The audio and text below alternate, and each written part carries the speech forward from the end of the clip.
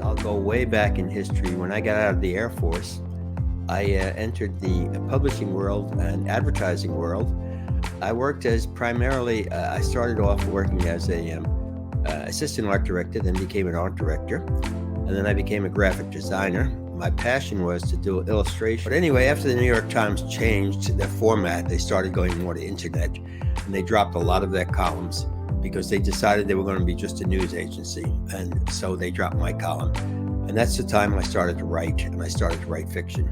And at that time, publishing was only through large publishing companies such as Random House, Simon & Schuster, et cetera, et cetera. And so my books did not get published. But anyway, fast forward to the 21st century, and publishing had changed now, and the advent of self-publishing came about, and therefore I started to get my books into print. I put Werewolf on Madison Avenue in print, and now I've also got Visions of Destiny in print. So that's kind of a capsule idea of what my background has been.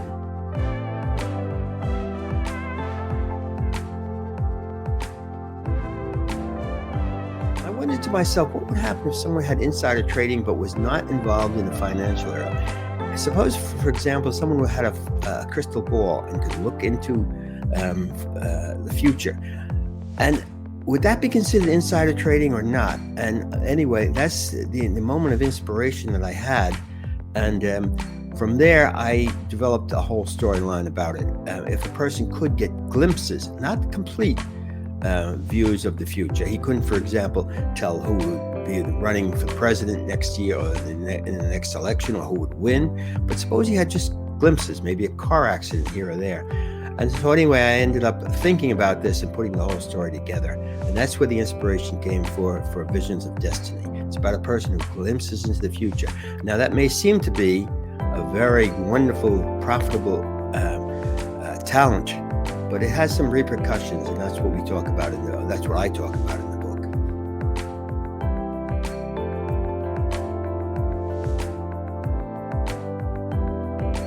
It's a delightful experience. It's a wonderful experience.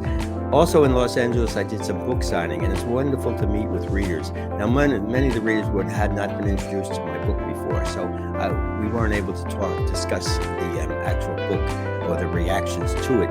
But it's wonderful to be able to speak before a live audience. The trouble with being a writer is that it's a very isolated vocation. And so you work at the keyboard, and the keyboard of the computer, the word processor, and you vent your imagination.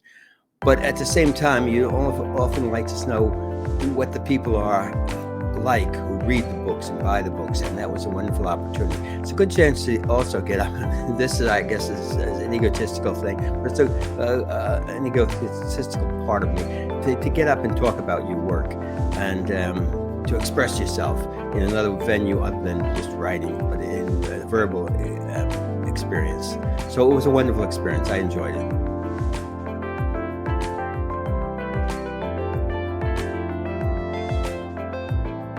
They're both available on Amazon.com, BarnesandNoble.com, and we're working to get them to the stores. And my website is www.edwardlipinski, all lowercase letters.com.